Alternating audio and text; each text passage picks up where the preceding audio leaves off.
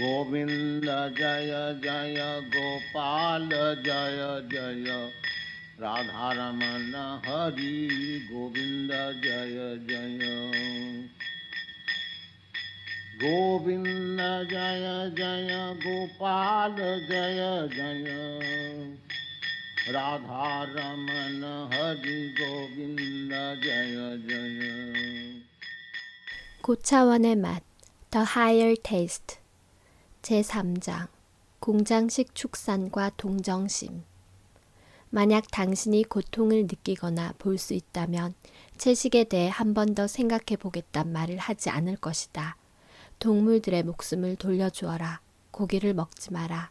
킴 베싱어 2003년 미국 농무부의 전국 농업 통계가 추정한 데이터에 의하면 거의 100억 마리의 동물, 수생동물을 제외한 수치가 도살당했다. 전국 농업 통계는 도살당한 수생동물의 수를 포함하지 않았지만 이 수는 도살된 육지동물의 수를 넘어서는 것으로 추정된다. 또한 2004년에 도살당할 동물의 수는 2.5% 증가할 것으로 예상했다. 농장동물혁신운동 Farm Animal Reform Movement에 따르면 120억 마리의 농장동물이 2004년 올해 도살될 것으로 예상하고 8억 6,800만 혹은 8.7%는 질병과 영양 부족, 상해, 질식, 스트레스, 폐사 혹은 다른 치명적인 공장식 축산 실행법 때문에 도살장에 도착하기도 전에 죽고 말 것이다. 빽빽히 들어찬 닭장 속의 암탉은 가장 높은 비율의 도살에 의하지 않은 죽음, 혼비백산하는 비율 64.5%를 경험할 것이다. 그 첫 번째 이유는 수탉들이 출생과 동시에 고의로 질식당해 죽는 것을 보기 때문이다. 국제연합식량농업기구에 따르면 세계적으로 식량을 위해 도살한 동물의 수는 2003년 527억에 달했다고 한다. 이 보수적인 수치는 도살당하지 않은 죽음에 관해서는 설명하지 않고 작은 국가들에서 이루어진 도살의 경우와 수백만에 이르는 수생동물의 죽음 또한 부가하지 않은 것이다. 이 수는 상상을 초월할 정도이지만 소수 사람만이 도살과 저녁 식탁에 오르는 고기 제품들 사이의 관계를 깨닫고 있다. 여기에 한 사례가 있다. 텔레비전 광고에서 로널드 맥도날드는 어린이들에게 햄버거는 햄버거 패치에서 자라난다고 말한다. 하지만 진실은 덜 유쾌하다. 대량 생산용 도살장은 지옥의 광경을 방불케 한다. 비명을 지르는 동물들은 맹타와 전기 충격 혹은 진동총에 의해 기절하게 된다. 그런 후에 살아있는 채로 발이 묶여 공기 중에 매달리고 컨베이어 시스템으로 기계화된 죽음의 공장으로 보내어진다. 그 후 동물들의 목은 잘리고 산채로 가죽이 벗겨진다. 1999년 11월 12월호 상업윤리에 이 장면이 묘사되어 있다. 맥도날드사 공급업체들이 운영하는 도살장에서 행해지고 있는 잔혹함에 대해 우려를 표한다. 연방정부의 기준은 동물들 100%가 가죽이 벗겨지기 전에 모두 의식을 잃은 상태일 것을 요구하지만 맥도날드사의 훈련 비디오에 따르면 가죽이 벗겨지고 팔다리가 잘려나가는 동안 100마리의 소 중 5마리가 의식이 있는 상태라면 괜찮다고 한다. 그리고 실제 오류 비율은 아마 5% 이상일 것이라는 점이다. 테니스 챔피언 피터 보아시는 채식주의 입문 A Vegetarian Primer에 자신의 도살장 방문 경험을 묘사했다. 난 소심한 사람이 아니다. 내 치아의 반이 목구멍으로 넘어갈 때까지 하키를 한 사람이다. 그리고 테니스장에서는 극도로 경쟁적이다. 하지만 도살장에서의 경험은 나를 압도했다. 정신적, 경제적, 생태학적 논쟁이 채식주의를 뒷받침한다는 사실을 알았지만 내가 그곳에서 걸어 나왔을 때 그것보다도 먼저 동물을 향한 잔혹한 인간성 경험이 나를 채식주의자로 만든 진정한 토대였다. 고대 그리스와 로마 전 세계의 많은 위대한 인물이 윤리적 고려로 채식주의를 택했다. 기하학과 수학의 공헌으로 유명한 피타고라스는 오 친구들이여 죄스런 음식으로 내 육신을 더럽히지 마라. 우리에게는 옥수수가 있고 그 무게 때문에 가지에서 저절로 휘어져 내려오는 사과가 있으며 덩굴에서 부풀어 오르는 포도가 있다. 달콤한 향이 나는 풀잎들이 있고 있고 불위에서 요리하면 부드럽게 되는 채소들도 있다. 우유나 백리향이 나는 꿀 또한 부인할 수 없을 것이다. 흙은 풍성하고 흠없는 음식들을 아낌없이 공급해주고 유혈이나 도축이 전혀 연관되지 않은 연회 또한 제공해준다. 오직 짐승만이 허기를 살로 채운다. 아니다. 말, 소, 양은 풀을 먹고 사니까 모든 짐승이 그런 것도 아니다. 라고 했다. 전기 작가 디오제네스는 피타고라스가 아침에는 빵과 꿀을, 저녁에는 생채소를 먹었다고 했다. 그는 또한 어부들에게 잡은 물고기를 바다에 다시 던지라며 돈을 주기도 했다고 한다. 육식하는 것에 관해서 On Eating Flesh 라는 제목의 평론에서 로마의 작가 플루타르크는 이렇게 말했다. 피타고라스가 육식하지 않은 이유를 진심으로 물어봐 주겠는가? 개인적으로 나는 오히려 어떤 우연에서 혹은 어떤 마음 상태에서 맨 처음 인간이 죽은 생명체의 피와 살에 입술을 갖다 댔는지, 조금 전까지만 해도 큰 소리로 울며 움직이고 살아있던 부분들을 어떻게 과감히 음식이라고 또한 영양물이라고 부르며 죽어서 움직이지 않는 몸뚱이를 식탁에 차려놓고 입술에 갖다 댔는지가 의문이다.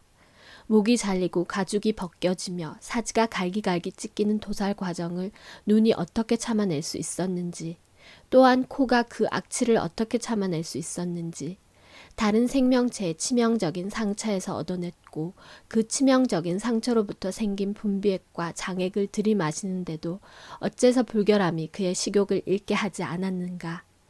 우리는 자기 방어를 위해 사자나 늑대 같은 것들을 잡아먹는 게 아니라 오히려 그 반대로 그런 종류의 동물은 무시하고 침이나 날카로운 이빨이 없어 우리를 해치지 않는 해가 없고 길든 동물만을 도살한다. 약간의 살점을 얻기 위해 그들에게서 태양과 빛, 출생과 생존 자격이 있는 삶의 기간을 빼앗고 있다. 그리고 그는 육식하는 자들에게 이와 같은 말로 도전했다. 만약 당신이 원래부터 이런 식사를 하도록 생겨났다고 한다면 먼저 먹고 싶은 것을 당신 손으로 직접 죽여라. 꼭 그렇게 하라.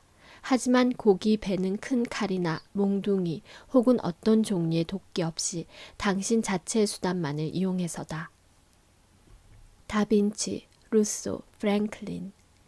위대한 르네상스의 화가이자 발명가, 조각가, 그리고 시인인 레오나르도 다빈치는 채식주의에 윤리학적으로 접근한 인물의 전형이다. 그는 생명을 중시하지 않는 자에게 생명을 누릴 자격은 없다라고 썼다.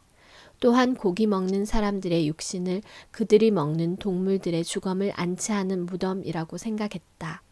그의 수첩에는 살아있는 생명체를 향한 동정심을 표현한 수많은 구절이 적혀 있었다. 헤아릴 수 없이 많은 동물이 그들의 새끼를 강제로 빼앗기고 잡아찢겨 잔인하게 도살당한다.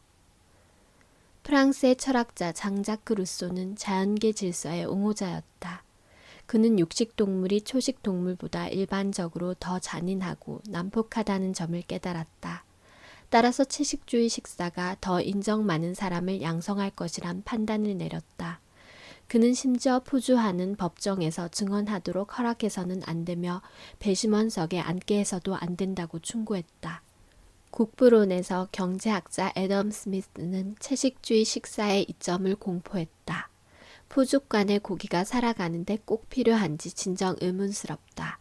우유, 치즈와 더불어 곡류와 다른 다양한 채소, 그리고 버터 혹은 버터가 없을 때는 기름으로 가장 풍부하고 건강에 좋으며 자양분이 많고 기운나게 하는 식사를 만들 수 있다. 품위를 유지하기 위해 인간이 포죽간의 고기를 먹어야 할 이유는 어디에서도 찾아볼 수 없다. 비슷한 이유에서 벤저민 프랭클린도 동기를 부여받았는데 그는 16살 때 채식주의자가 되었다. 프랭클린은 이렇게 말했다. 더 높은 진보는 더 맑은 머리와 빠른 이해력에서 온다. 자서전 집필에서 그는 육식을 이유 없는 살해라고 불렀다. 시인 셸리는 헌신적인 채식주의자였다. 수필, 자연식의 옹호, A Vindication of Natural Diet 에서 육식 지지자들이 육식이 인간에게 적합한지 스스로 당당하게 실험하도록 내버려 두자. 플루타르크가 제안했듯이 살아있는 새끼 양을 이빨로 잡아찢어 자신들의 머리를 양의 바이탈에 처박아 넣고 김이 폭풍 나는 피로 갈증을 채우게 하자. 그리고서야 언행이 일치될 것이다 라고 썼다. 셸리가 채식주의에 관심을 두게 된 계기는 그가 옥스퍼드 대학교의 학생이었을 때였고 부인 해리어트와 결혼 후 곧바로 채식주의 식사를 시작했다. 1812년 3월 14일 날짜의 편지에서 그의 부인은 한 친구에게 우리는 육식을 그만두고 피타고라스의 방식을 채택했다고 썼다. 셸리는 시 맵 여왕에서 인간이 육식을 위해 동물을 죽이지 않는 이상향의 세계를 묘사했다. 이제 더 그의 얼굴을 바라보는 새끼 양을 죽이지 않고 난도질 당한 그의 살을 지독히도 개걸스럽게 먹지 않고 깨진 자연의 법칙에 여전히 복수하듯 온갖 부패한 체액이 몸속에 흐르게 하지 않고 사악한 정욕과 온갖 헛된 믿음, 증오, 절망, 혐오가 마음속에 깃들지 않고 비탄과 죽음, 질병, 범죄의 근원이 없는 곳. 러시아 작가 레오 톨스토이는 1885년에 채식주의자가 되었다. 사냥을 그만두고 채식 평화주의를 옹호했으며 개미와 같이 작은 생명체조차 죽이는 데 반대했다. 그는 자연스러운 폭력, 육식이 발전해 필연적으로 인간 사회에 전쟁을 일으킬 것으로 생각했다. 수필 첫걸음, The First Step에 그는 육식하는 것은 도덕적 양심에 반하는 행위 실천, 즉 살해를 수반함으로 매우 부도덕하다고 썼다. 도살함으로써 인간은 자기와 같은 생명체를 향한 동정과 연민이라는 최고의 영적 포용력을 불필요하게 억누르고 이를 어김으로써 고유한 양심이 잔혹해진다 라고 믿었다. 작곡가 리하르트 바그너는 모든 생명은 신성하다고 믿었다. 그는 채식주의가 인류를 난폭한 풍조에서 구하고 잃어버린 낙원으로 되돌아가게 돕는 자연의 식사라고 생각했다. 헨리 데이비드 thoreau는 일생 중 여러 번 채식주의자였다. 비록 채식주의 실천이 한결같지는 않았지만 그 가치만은 항상 인식하고 있었다. 월든에서 인간이 육식 동물이라는 사실이 치욕스럽지 않은가? 실로 다른 동물을 잡아먹으며 인간 대부분은 그렇게 살 수 있고 그렇게 살고 있다. 토끼에게 덫을 치거나 새끼 양을 도살하는 누구라도 이것이 몹시 불행한 삶의 방법이라는 것을 아마 이해하게 될 것이다. 그리고 이를 이해한 자는 인류에게 더 결백하고 유익한 식사를 하도록 가르치는 은인으로 여겨질 것이다. 나 자신의 실천이 어떻든 상관없이 인간의 점진적 향상에 있어 동물 먹는 행위를 그만두는 것은 미개 민족이 서로 잡아먹는 행위를 그만둠으로써 문명화될 수 있었던 것과 마찬가지로 분명 인간 숙명의 한 부분이라는 점에 아무런 의심의 여지도 없다 라고 썼다. 20세기를 설명하는 데 있어 20세기의 위대한 비폭력 주창자 마하트마 간디가 채식주의자였음을 빼놓을 수 없다.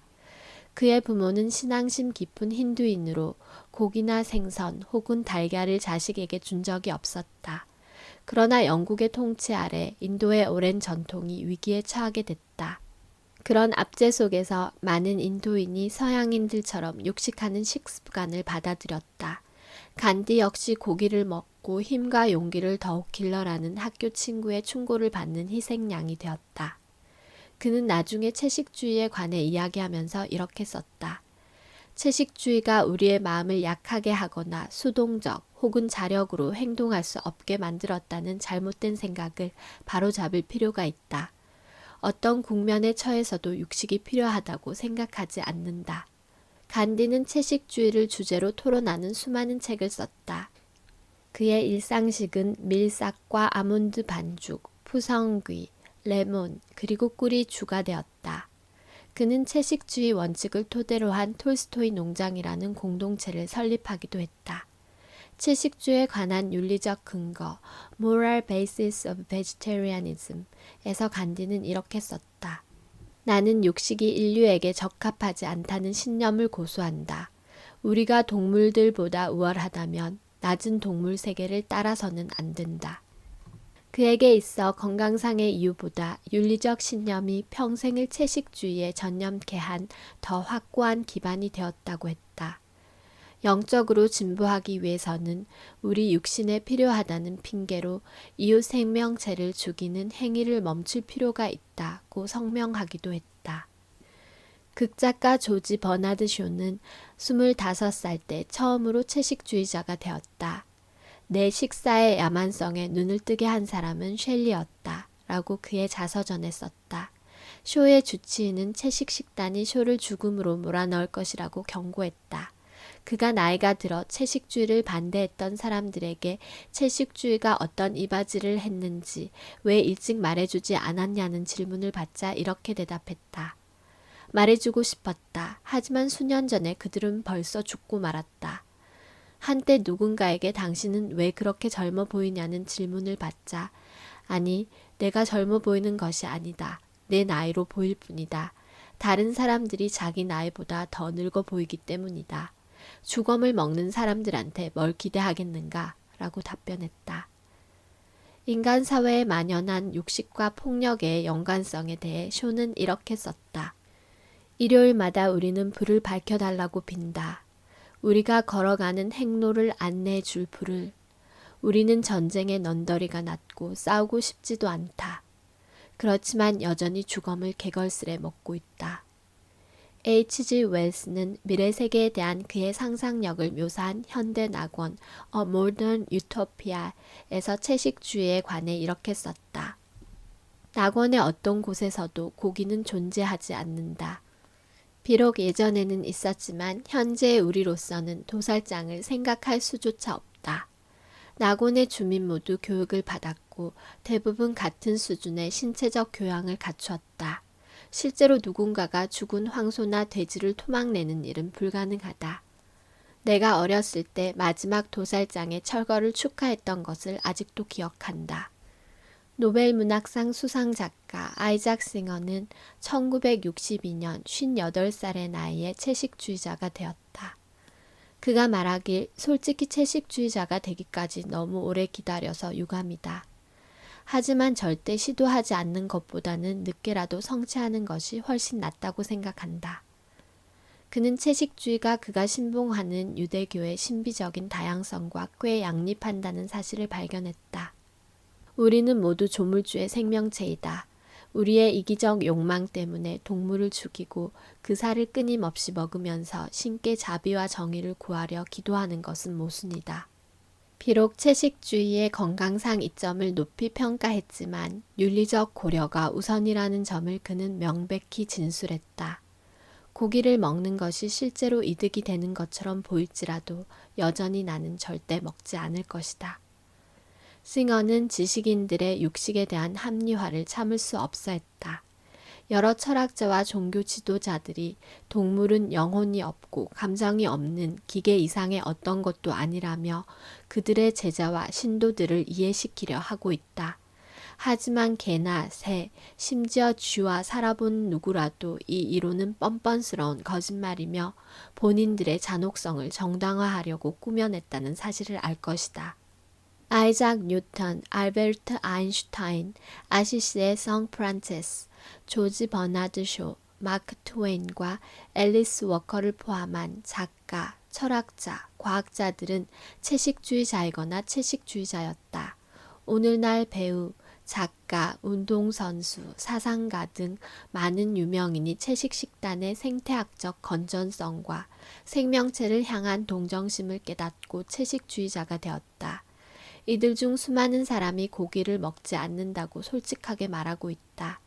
유명인 채식주의자 중 영화배우에는 올랜도 블룸과 립 타일러, 브래드 피트, 리차드 기어, 주드로, 조시 하트넷, 기네스 펠트로, 스티브 마틴, 알렉 볼드윈, 드류 베리모어, 라이언 고슬링, 킴 베이싱어, 그리고 더스틴 호프만이 있고 음반 가수에는 닥터 드레, 더 B-52s, 폴과 고인이 된 린다 맥카트니, 크리시 하인드, 호아킨 피닉스, 안드레 3000, 미트 로프, 피터 가브리엘, 케이티 랭, 엘비스 코스텔로와 멜리사 에더리즈가 있고 모델에는 브룩 실즈, 크리스티 털링턴, 신디 잭슨, 그리고 크리스티 브링클리가 있으며 운동선수에는 야구 챔피언 행크 에론과 축구 스타 BJ 암스트롱, 바디빌더 안드레아스 칼링, 마라톤 선수 셸리 이스톨, 철인 3종 경기 선수 실비아 크랜스톤, 세계 레슬링 챔피언 크리스 캠벨, 웰터급 권투 챔피언 아론 프라이어, 400m 장애물 경기 세계 기록 보유자 에드워드 모세, 올림픽 마라톤 챔피언 로버트 드 카스텔라, 올림픽 스키 챔피언 안톤 이너우와 레슬링 선수 킬러 코알스키가 있다. 채식주의와 종교. 거의 모든 종교에서 신앙 실천의 한 부분으로 고기를 금기시하는 현상이 있었다. 이집트의 몇몇 성직자들은 금욕 서약을 지키기 위해 육식을 의도적으로 피한 채식주의자였다. 그들은 달걀조차도 먹지 않았는데 달걀을 가리켜 액체고기라고 불렀다. 비록 유대교의 토대인 구약 성서에 고기를 먹는 규정이 포함되어 있지만 이상적인 입장은 채식주의라는 사실 또한 분명히 명시되어 있다. 창세기 1.29에 여호와께서 직접 이렇게 선포하신 것을 찾아볼 수 있다. 이제 내가 너희에게 온 땅 위에서 나달을 내는 풀과 씨가 든 과일나무를 준다. 너희는 이것을 양식으로 삼아라. 성경에 묘사되어 있듯이 창조가 시작됐을 때에는 동물조차도 고기를 먹지 않은 듯하다. 창세기 1.30에서 여호와께서 말씀하시기를 모든 들짐승과 공중의 모든 새와 땅 위를 기어다니는 모든 생물에게도 온갖 푸른 풀을 먹이로 준다. 창세기 9.4에서 5에서도 역시 직접 고기 먹는 것을 금한다. 그러나 피가 있는 고기를 그대로 먹어서는 안 된다. 피는 곧 생명이다. 감옥에 갇혀 있는 동안 교도관이 준 고기를 거부하고 간단한 채식 음식을 선호한 다니엘에 관한 이야기 또한 성경에서 찾아볼 수 있다. 기독교인들에게 큰 장애물은 예수님이 고기를 먹었고 신약 성서에서 그런 인용문을 자주 볼 수 있다는 믿음이다. 하지만 원전에 충실한 최초의 그리스 원문 연구에서 고기로 광범위하게 번역된 단어들은 트로페, 브롬이었고 다른 단어들도 넓은 의미에서 단지 음식이나 먹을 것이란 뜻이었다. 예를 들면 누가복음 8.55에서 예수님이 죽은 한 여인을 살려내며 그녀에게 고기, 참 의미는 먹을 것을 주어라고 명한다. 고기로 번역된 원래 그리스 단어는 파고로 단순히 먹다를 의미한다. 예수님께서 실제로 한 말은 그녀에게 먹을 것을 주어라였다. 그리스에서 고기는 크레스로 예수님과 관련해서 한 번도 쓰인 적이 없는 단어다. 신약 성서에 예수님이 고기를 먹었다는 어떤 직접적 인용도 없다. 이는 예수님에 관한 이사야의 유명한 예언과도 일치한다. 보아라, 동정녀가 임신하여 아들을 낳을 것이다. 그 이름을 임마누엘이라 부를 것이다. 그는 버터와 꿀을 먹을 것이고 악을 거부하고 선을 택함을 알 것이다. 초기 교회의 교부인 알렉산드라의 클레멘트는 일체의 고기 없이 씨앗과 견과류, 채소만을 먹은 사도 마테오의 예를 들며 고기 없는 식사를 권장했다. 권위 있는 라틴 번역문의 성서를 오늘날까지도 쓸 수 있게 해준 또 한 명의 초기 기독교 교회 지도자 성 제롬은 채소와 과일, 콩 종류는 요리하기 쉽고 비싼 요리사를 둘 필요도 없다고 했다. 그런 식사가 지혜를 구하고자 헌신하는 삶의 최고의 식사법이라고 생각했다.